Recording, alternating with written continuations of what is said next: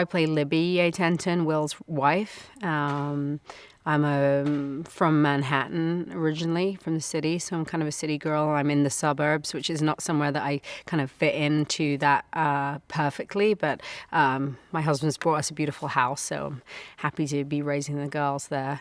I think I'm a little bit fish out of water, but actually my character never has a scene outside the house. I'm in my dream house the whole time. I never leave, so yeah, I'm confined there. There's definitely something very creepy about the house, and there's someone seems to be spying on us from outside, and then we find out the story that the people that had lived there before, the family that lived there before, it was a mother and father and 2 kids, and the whole family were slaughtered. They were killed in a horrific murder. So we find this out, and we can't really believe that the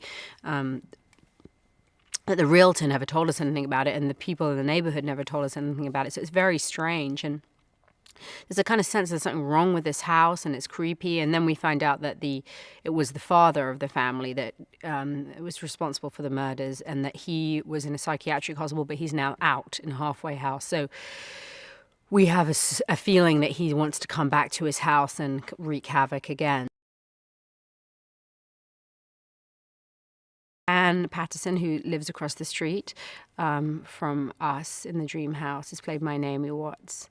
And she, throughout the film, she knows the secret about Will's identity and the secret of the murders, and she basically knows the story that the audience don't know. So you need an actress who can portray a lot of sensitivity and complexity, because you will sense from her that there is some secret and there is something troubling her, but she can't say what. And I think that's something that Naomi can portray with great delicacy. She's got a lot of complexity, and she's the kind of actress you can just see things flit across her face without having dialogue, because she can't say it. She can't come out and say it. So I think she's really perfect for the role. Jim Sheridan is directing this movie, and what he brings to this film that is unique is Jim Sheridan. He's the most unique human being I've ever come across in my life. He's a storyteller. I mean, he is telling a story by telling the narrative of Dream House and putting it into a film, but he is telling stories all the time, telling stories from his childhood, from his life, from anything that the narrative we're telling reminds him of, or maybe nothing to do with what the narrative that we're doing reminds him of. He's channeling stories, and he's talking about Greek myths and fairy tales, and he's just all about story, and he's delightful.